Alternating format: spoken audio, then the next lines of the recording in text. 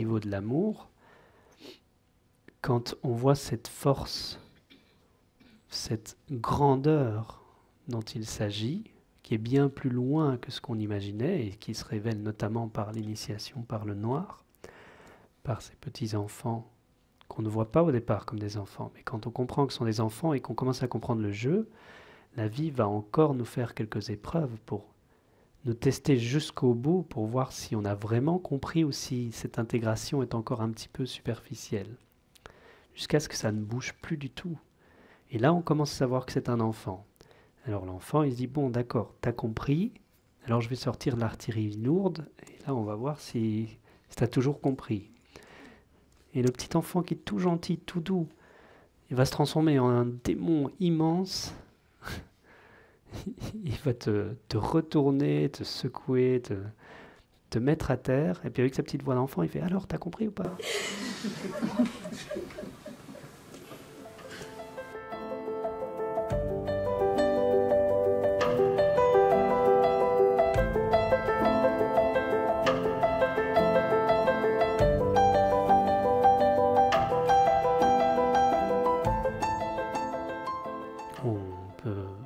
À ce qu'on a dit hier à propos de Mara, l'ami de Bouddha. Donc on voit que tout ça est ensemble et il y a une équanimité des sentiments. C'est un grand démon, hein, son ami. Hein. Donc il n'est pas fleur bleue, hein. Mais c'est son ami. Il fait son travail, il fait partie de la vie, des forces en jeu. Et on peut respecter son travail, avoir de la compassion pour lui aussi.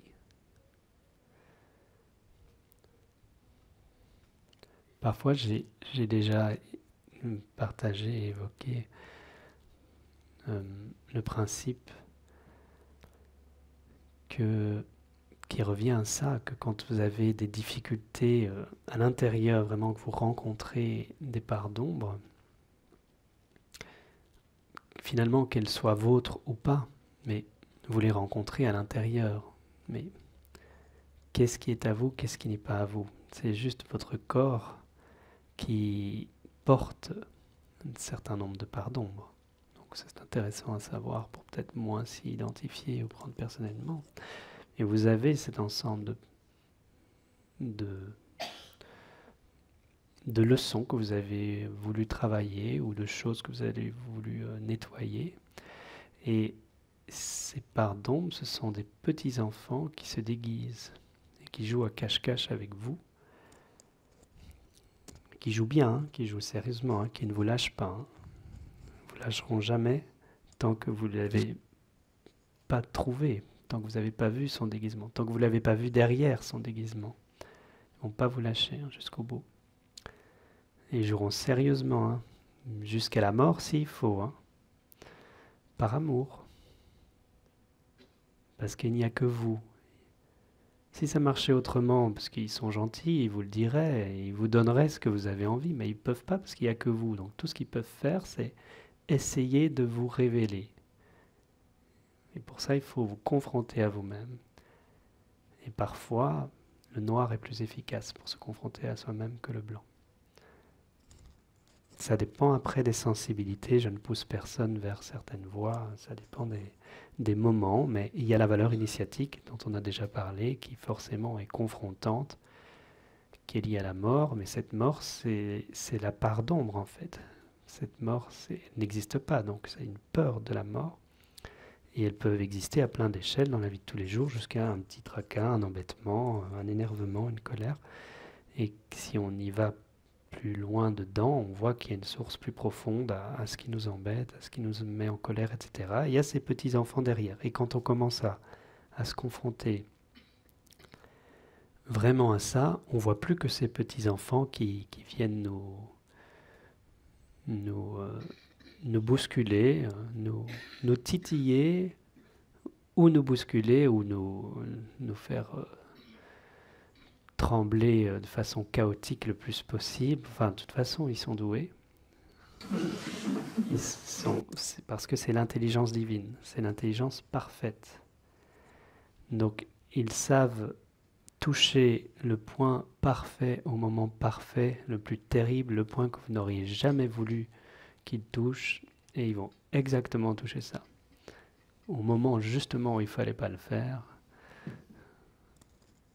exprès, pour voir jusqu'où vous êtes vraiment prêt, jusqu'où vous êtes dans cette équanimité, jusqu'où vous êtes dans cet amour. Parce que quand on voit que c'est un petit enfant innocent, on voit l'amour. C'est un enfant, forcément, c'est de l'amour. Mais lui, il a de l'amour, l'enfant. Il a énormément d'amour, comme Mara, c'est la même histoire. Parce qu'il joue le mauvais rôle. C'est le plus difficile. Il joue le rôle de celui qui doit se faire passer pour le méchant pour qu'on puisse se révéler. Il y a beaucoup de beauté là-dedans. Et là, par ce principe de basculement, de retournement des forces, parce qu'on passe du blanc au noir quand on voit la chose une des pires choses à laquelle on n'a pas envie de se confronter, et que ça devient une porte vers ce qu'on a toujours voulu. C'est un retournement de force, mais pas dans le sens qu'on fait un tennis de table entre le blanc et puis le noir, et puis on retournera au blanc. Non, on transcende, parce qu'on a bien compris que c'était le noir qui était blanc, donc on unifie les deux. Eh bien, là, on réalise la vraie nature de l'amour. On voit comme l'amour, en fait, il est vrai, mais pourquoi est-il vrai, une vérité, c'est-à-dire pourquoi est-il une substance vivante, pourquoi est-il vie? Et parce qu'il n'est pas tiède, il n'est pas mis en boîte, parce qu'il est vraiment partout. C'est pas juste une petite idée bisounours que l'humain s'est créé. C'est une force de vie qui imprègne toute chose et qui se révèle après dans toutes ses formes, de la force créatrice et destructrice jusqu'à la compassion, la douceur, la délicatesse. Mais pour qu'il y ait une compassion, celle de la mère, pour qu'il y ait cet accueil inconditionnel, cette douceur qui reste stable dans l'équanimité, elle existe parce qu'il y a une force qui est bien ancrée, bien dans la terre et qui ne bouge pas.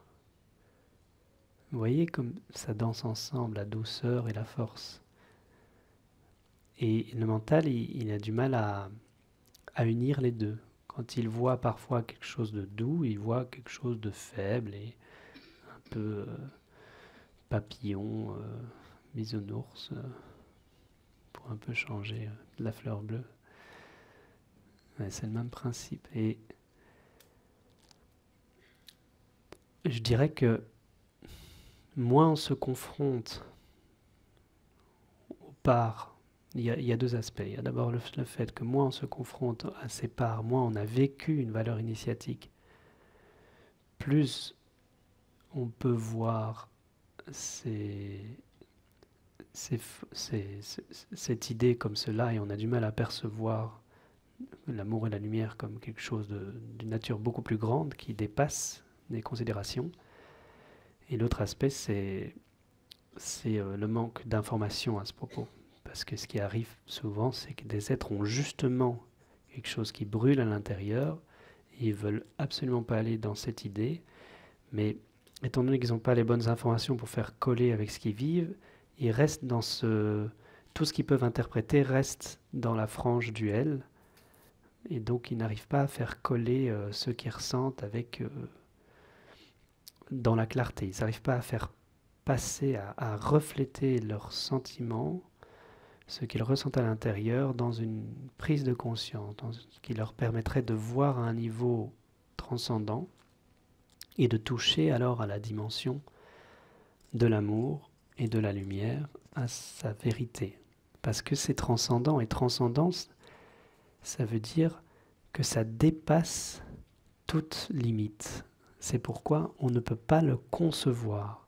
C'est pourquoi quand il y a des révélations, même par exemple au niveau de l'amour, parce que par transcendance on peut entendre quelque chose de plus masculin, plus lumière que amour, avec une notion de percer le plafond, de transcender, d'avoir une vue voilà, plus clarté, donc plus yang.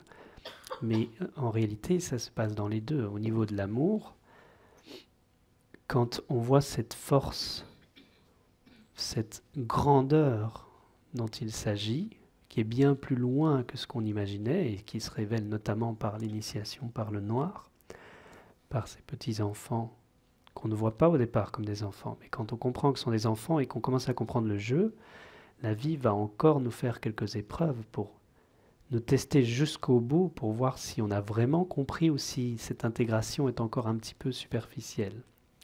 Jusqu'à ce que ça ne bouge plus du tout. Et là, on commence à savoir que c'est un enfant.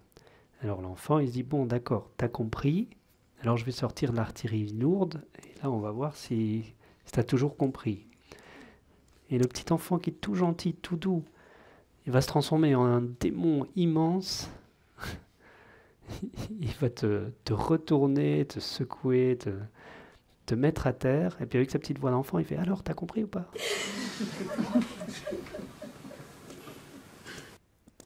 Et c'est exactement ça. Pardon ? C'est bon, ça dépend. C'est pas drôle.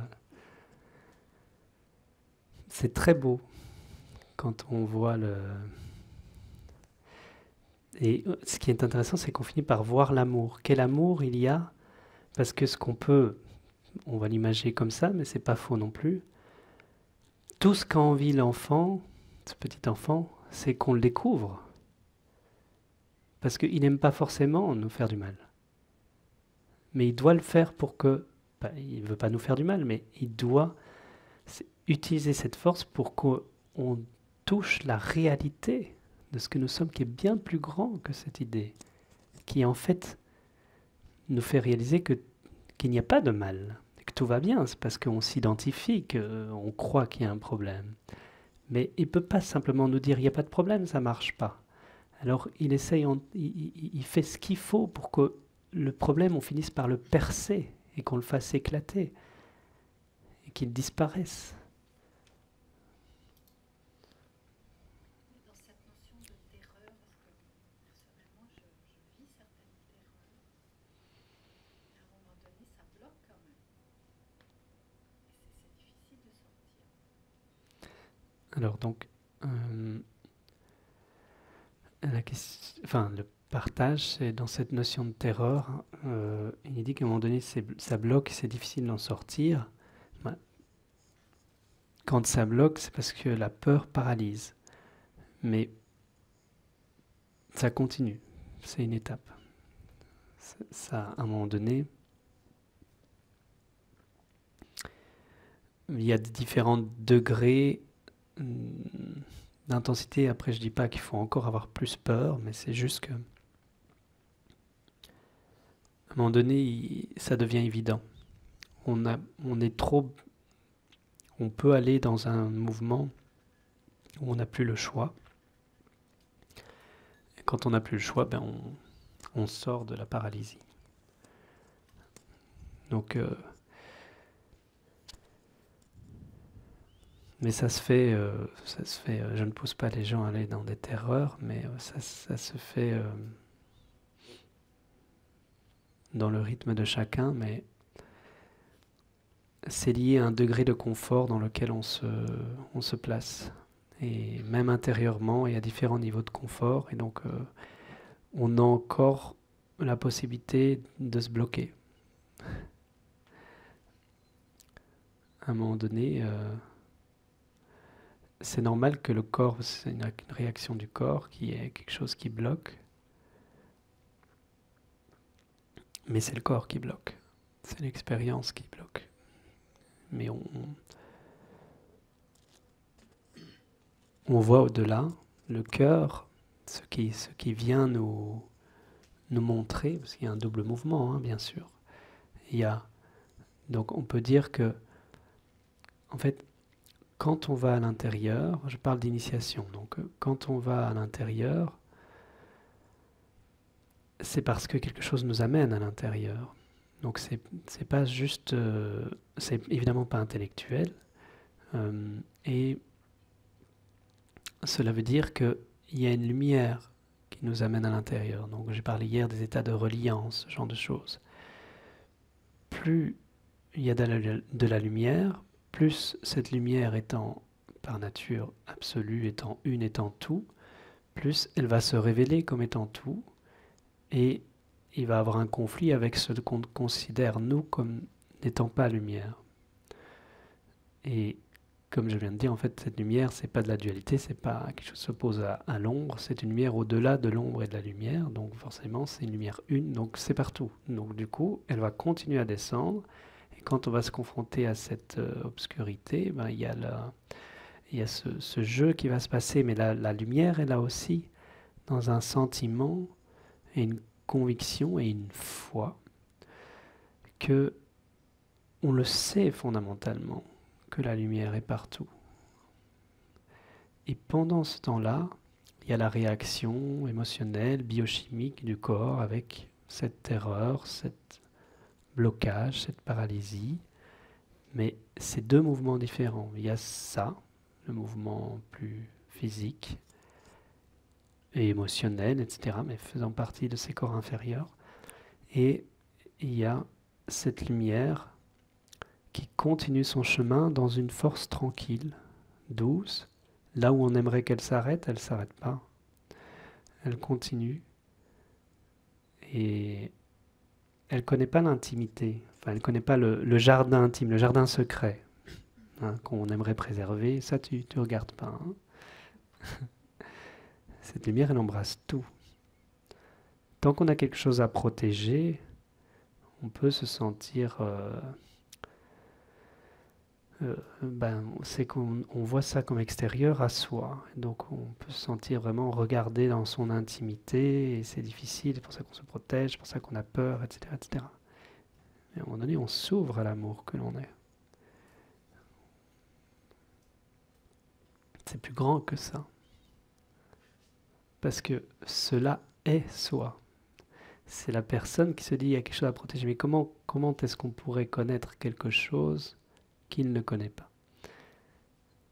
Et on est cela. On est cela qui avons créé une personne, qui a créé sa petite vie et puis qui veut se cacher de nous-mêmes, qui nous sommes créés dans cette forme-là. Et donc il y a tout ce jeu de dualité, tu vois, de rapport entre cette lumière qui vient embrasser et des protections qui fait qu'à un moment donné, ça peut physiquement créer une sorte de blocage et de paralysie, où on essaie encore de trouver des zones des repères et des zones de confort. Alors comme je viens de le dire après, il y a des étapes, il ne faut jamais forcer. Et c'est pourquoi je dis bien, c'est pas y aller qu'il faut, c'est bien la lumière. Ce qu'on peut faire, c'est se relier davantage. C'est pas aller davantage dans l'obscurité en soi. Ça ne marche pas et c'est même pas conseillé psychiquement. Mais c'est se relier davantage à la lumière, en notre foi. Et plus on se relie à ça, plus cette lumière va venir faire émerger à la conscience toutes ces parts d'ombre. Et on aura ce petit jeu amusant avec les petits enfants qui se déguisent. De plus en plus. Nous sommes pendant ce temps-là l'enfant innocent, lumineux, qui descend au cœur du monde, qui descend tout en bas, dans ce creuset où il fait tout noir, il n'y a plus de lumière, tout en bas, jusque dans le bas astral, jusqu'au fond. Et on reste innocent, on est le petit enfant qui joue. Et vu qu'on est innocent, parce que c'est ce que nous sommes, c'est notre nature, il n'y a rien à craindre, on n'a rien à défendre. On n'est pas un homme fort qui combat, qui s'est beaucoup entraîné et qui va gagner. Ça, c'est toujours relatif. Si on a quelque chose à défendre, on a quelque chose à perdre. Mais on est cela. On est nu, on n'a rien à défendre, on n'a rien à savoir, on n'a rien à comprendre. Il n'y a rien à faire. Et le jeu, c'est au fur et à mesure où on descend, on continue à ne rien faire. Il n'y a rien à faire. Et ces forces en jeu vont essayer de nous remuer, de nous faire quelque chose. Et le petit enfant qui se déguise, il va essayer de dire alors, et là, t'as rien à répondre non plus, là. Et si je te dis ça, qu'est-ce que tu dis? Avec son petit bâton, il essaye de nous faire bouger, et nous, on est assis au-dedans. Le petit Bouddha qui bouge pas. Un petit enfant. Juste un petit enfant, tranquille et spontané et joyeux, qui sait pas. La réponse, c'est on sait pas. Tout est unité, de toute façon, je ne suis pas concerné par ça. Tout va bien.